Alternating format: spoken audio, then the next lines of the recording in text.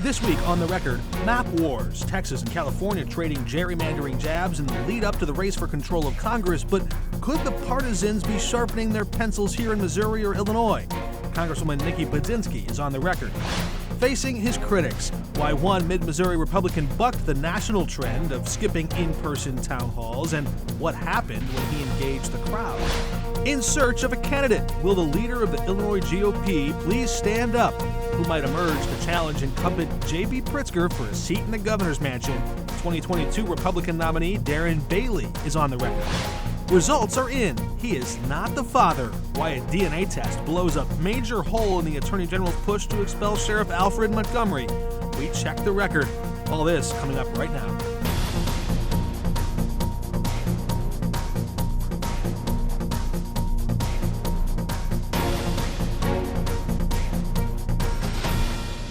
Welcome to The Record. I'm Mark Maxwell. Red and blue states are racing to redraw their maps in a congressional battle for control. If Democrats regain control of the House, it would be the first time our guest was a member of the majority party. Congresswoman Nikki Budzinski is now on The Record. Good to have you with us. Great to be with you, Mark. Always great. Why should voters at home care about all this gerrymandering madness? What's at stake if Republicans retain control of the gavel? Well, look, there's a lot at stake. Let me just say, I think what the president is doing, you're first seeing this in Texas, but apparently now this is spreading to Missouri, where they're looking to do mid-decade redistricting. That is pretty unprecedented. In Texas, you saw the legislature with full Republican control move forward, taking 5 seats from Democrats. This is because Donald Trump and the Republican Party cannot win on the issues. You know, I'd first start out by saying President Trump said on day one he was going to bring down costs. If you look at a pound of beef in the grocery store, you know very well that prices have been going up. They're losing on the issues, and we can talk about the reconciliation, the one big ugly bill, I refer to it, and what's happening to Medicaid and SNAP. But on these issues and how they're going to hurt working families, they are losing. And so they have to do everything they can to cheat the system, I think, headed into this next election to keep the majority. I do hope to ask you about some of the impact of that bill in a moment, but I want to ask you first, because Governor Pritzker has said, quote, everything is on the table in Illinois. And that might include redrawing maps in Illinois. Your seat right now exists because Democrats drew the map to include parts of Metro East, Springfield, Decatur, Champaign, some Democratic strongholds there. So if party leaders came to you and said, would you give up some of those Democratic voters, it might be a little more politically painful for you, but it might also create an extra seat for Democrats in Congress. Would you do it? Look, I think with what's at stake in this country right now and what the Trump administration is doing, I agree with the governor that all options should be at the table, on the table, and cross that bridge when we get to that. Of course, you wouldn't get a vote on that, just for our viewers to be clear. That would be something that Springfield would have to do. Let's look at your voting record for a minute. You were one of a few dozen House Democrats to vote for the Laken-Riley Act.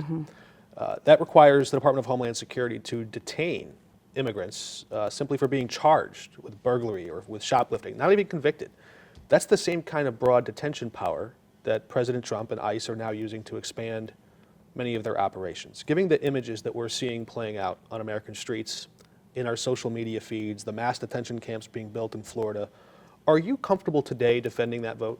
Look, I would say, I don't think, and I think we can all agree, we don't want criminals on our streets, whether they're citizens or non-citizens. And so that's how I viewed the Laken-Riley Act. But I will say I do have increasing concerns around due process violations, specifically with what this administration is doing. We've moved well past the Laken-Riley Act. This administration is also... Well, they're using it. They're using the power. They are, but to be honest, I don't think the Trump administration is looking for approval from Congress in order to take the steps that they are taking. The Department of Homeland Security just got an additional $70 billion for ICE agents. I saw in my own community in Collinsville, a worker at a Mexican restaurant was just detained. Whether his due process was violated, I think there are very serious concerns. The fact that these ICE agents are also wearing masks, that's not something that I support. I very much agreed and with the criticism of the last administration that we needed to secure the border.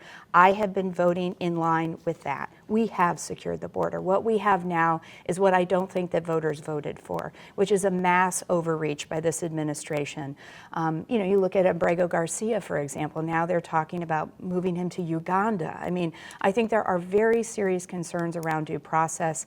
I have been raising those in Congress, and I'm going to continue to do that. All right, perhaps we'll ask you later more about that as it pertains to civil liberties and due process rights that may exist for people in your district today. But I want to move on to this big, ugly bill, you've called it, Trump's tax and spending bill. You've warned it could kick 141,000 people off Medicaid in Madison and St. Clair counties alone, raising health care premiums perhaps by more than $1,000. But Trump and Republicans, they say, look, if we didn't make cuts somewhere, your taxes were going back up, and the tax cuts were set to expire. So why should voters in the Metro East trust your warnings about what's coming and not listen to their promise of lower taxes? Well, first, let me just say, if they're trying to make the case for fiscal responsibility, they've come up way short. This bill is going to cost the national government $3.4 trillion, and that's after taking into account $900 billion of cuts to SNAP, over 187 billion cuts to, 187 billion cuts to SNAP, 900 billion to Medicaid. What I have been doing since I've been home in this August recess is actually meeting with constituents, meeting with healthcare providers to hear the concerns that they have. They have very real concerns about how these Medicaid cuts are going to perhaps put, and the governor has put this out, up to 11 different hospitals within the state of Illinois are now on the endangered list because of these Medicaid cuts. This is going to hurt working people. In the last 20 seconds we have here, what's taking the mail so long to arrive, and what are you doing to fix it? Well, I just got notice that actually some of our the mail rates are actually improving. We got a recent report back that we moved from a 59% on-time mail delivery rate for 3 to 5 day mail to 73%. But what I would say, if we are still well below what the average is for the Midwest, in order to do that, we need to make sure we're properly staffing our postal service. I've been fighting back against some of the cuts that they've been making, and I think this administration's effort to privatize. It's why I'm working with Republicans on this issue to protect the United States Postal Service. Big month ahead on the Hill. We look forward to covering that. Thank you for your time, Congresswoman. Thank you. When we come back, Sheriff Alfred Montgomery indicted the charge he faces after putting a jail commissioner in handcuffs. Next.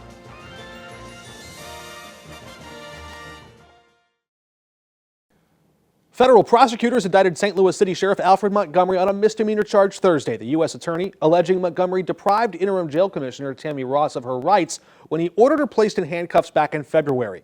Ross had objected to the sheriff entering the jail to try and interrogate a rape victim. One of his own deputies was the accused party in that. Montgomery's defense attorney Justin Gelfand says his client is innocent. There's no question that Missouri law gives the sheriff's office for the city of St. Louis the ability to enforce certain criminal statutes based on violations of criminal law that are within the domain of the sheriff's office. This indictment totally separate from the Missouri Attorney General's push to expel Montgomery from office. It could, though, give him a bit more leverage in that case. Dozens of new laws are just taking effect in Missouri now. Here's a look at just a few of them.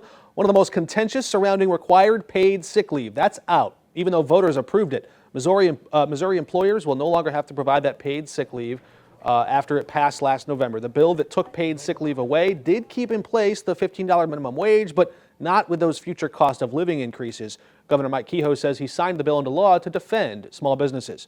Cell phones are now banned in schools. Missouri law requiring districts to keep students from using that phone from the start of the day until the bell rings at the end. That does not just apply to class time, also includes mealtime, breaks, time between class and study hall. In mid-Missouri, a refreshing sight, a congressman coming face to face with his voters, and yes, even some of his loudest critics. Republican Mark Alford, a former TV guy no less, stood there and endured withering criticism in a crowd of his own neighbors. Conventional wisdom might suggest that can't be a very pleasant experience, but facing the public that elected you, that is part of the job. And a savvy politician can learn a lot in a room of voters, kind of like live market research. As a journalist who works to bring questions from the public to people in power, more of this, please. For a job that pays you $174,000 with some pretty sweet perks, seems to be the least you can do. You've heard that line, "Don't mess with Texas." Now Governor Pritzker telling President Trump, stay out of Chicago. The governor making national headlines this week, pushing back against the president's push to deploy the National Guard to Democrat cities in an effort to crack down on crime and illegal immigration. The president signed an executive order to ensure members of the National Guard are specifically trained and equipped with, quote, public order issues, but Governor Pritzker calling that military deployment unconstitutional and un-American. If the president does send in troops, Pritzker says he'll sue. This is not about fighting crime. This is about Donald Trump searching for any justification to deploy the military in a blue city, in a blue state, to try and intimidate his political rivals. I hate to barge in on a city and then be treated horribly by corrupt politicians and bad politicians like a guy like Pritzker. A public spat devolved into insults about each other's weight. Pritzker dismissed Trump's initial remark as something a fifth grader might say. An Illinois Republican mulls a big decision. Can he go toe-to-toe with Governor J.B. Pritzker? Darren Bailey is on the record. Illinois Governor J.B. Pritzker is running for re-election to seek a third consecutive term, and if elected, he'd be the longest-running Democrat to hold that office in state history. But in such a blue state, do Republicans stand a chance to topple him? A downstate farmer and former state legislator ran against him 3 years ago. Could he run it back a second time? Former State Senator Darren Bailey is on the record. Senator, good to have you with us. Well, it's good to be here. Thank you very much for the opportunity. Are you going to break any news with us today? No news broke today, so Okay. it's going to be probably a few weeks. But you're thinking about it? We are considering it, yes. Yeah, it's been an idea. As I look at the landscape, I just think it's gotten much more worse than I had ever imagined that it could, and I'm not happy about that. I'm not happy about the potential fighters to challenge him, and there seems to be that movement that we had still exist in Illinois if we can get the people to show up and vote. You did There's have where the quite a difference is grassroots at. base, especially downstate during the pandemic and after that. But there's the math and there's the state. So let's face Right. some facts. Yes. In 2016, Donald Trump lost Illinois by 17 points. In 2020, Donald Trump lost Illinois yet again by 17 points. He lost again by double digits last year. Not to rub it in, but you lost your bid for governor in 2022 by double digits. Just last year, you ran as a MAGA-style candidate in a congressional seat and lost in that primary to another Republican there too.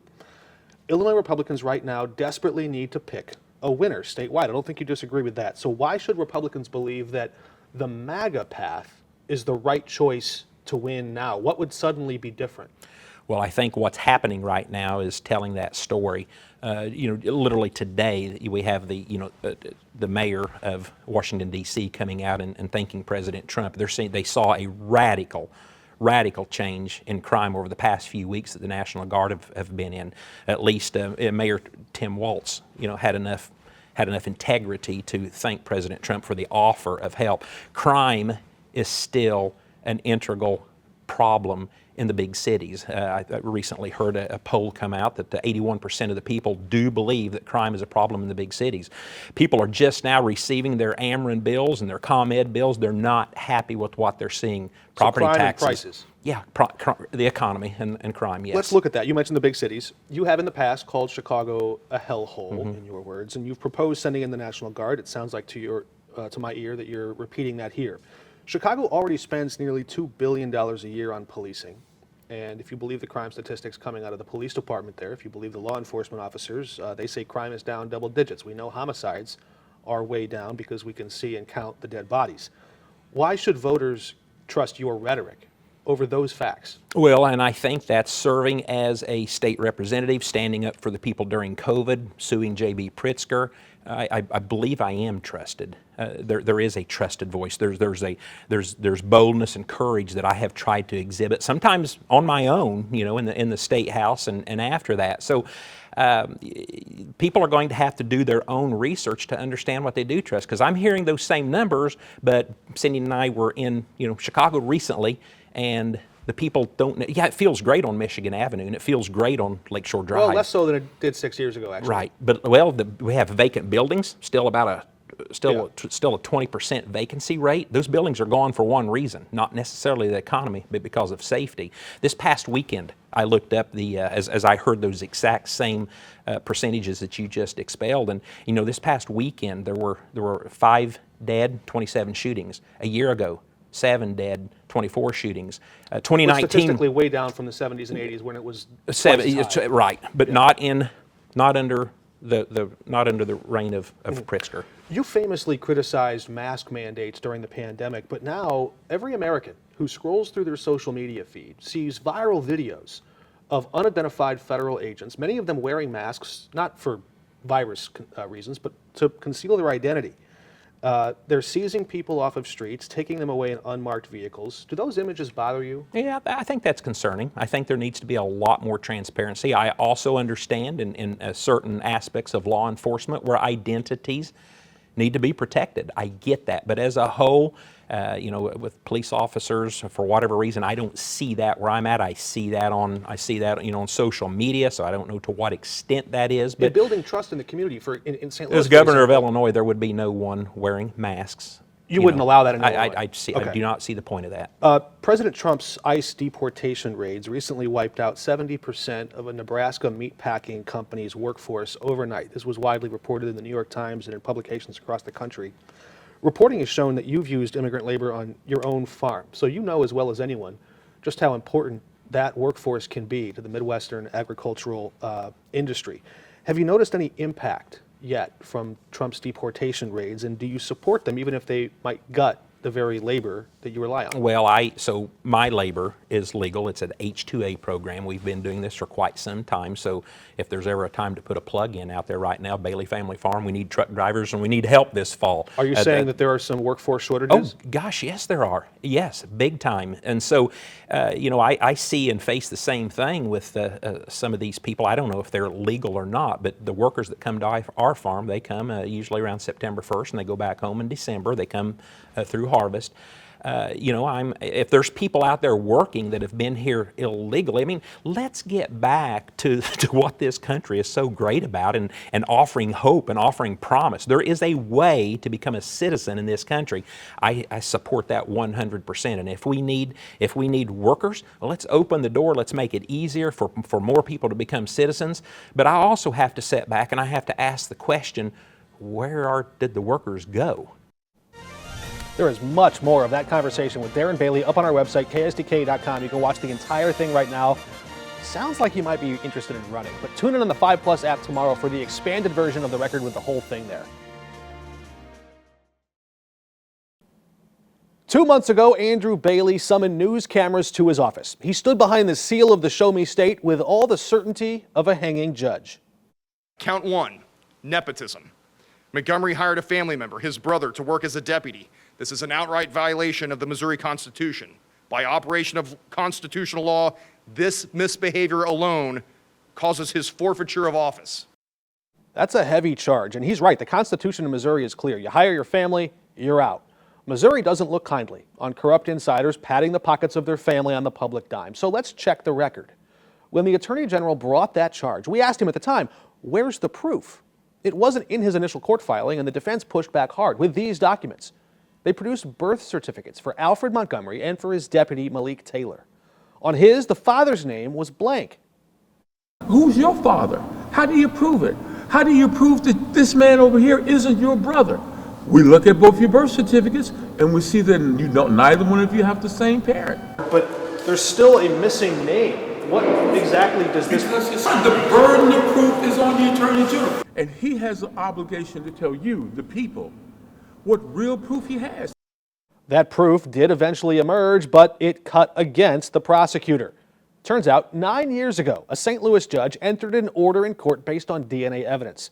And that DNA test showed a 99.99% probability that Malik's father is Mac Donald Taylor, not Whitfield Montgomery, the sheriff's dad. The court ordered Taylor's birth certificate amended to reflect what they found. Now look, lawyers are not free to toss rumors into the record. When they sign their name to a court filing, they're swearing the facts have evidence behind them to back them up. If they don't, consequences can be severe. Court sanctions, bar discipline, sometimes even disbarment. In plain terms, you can lose your law license to practice for putting falsehoods in black and white before a judge. So how would Andrew Bailey respond to this development? Well, he dropped the nepotism charge Thursday morning and blamed the blunder on an anonymous source. Soon, he departs for a job in D.C. where he'll take the third highest post in the Bureau J. Edgar Hoover built. We'll be watching to see if he maintains that appreciation for privacy in publishing rumor. As for the Show Me State, we don't prosecute people on whispers.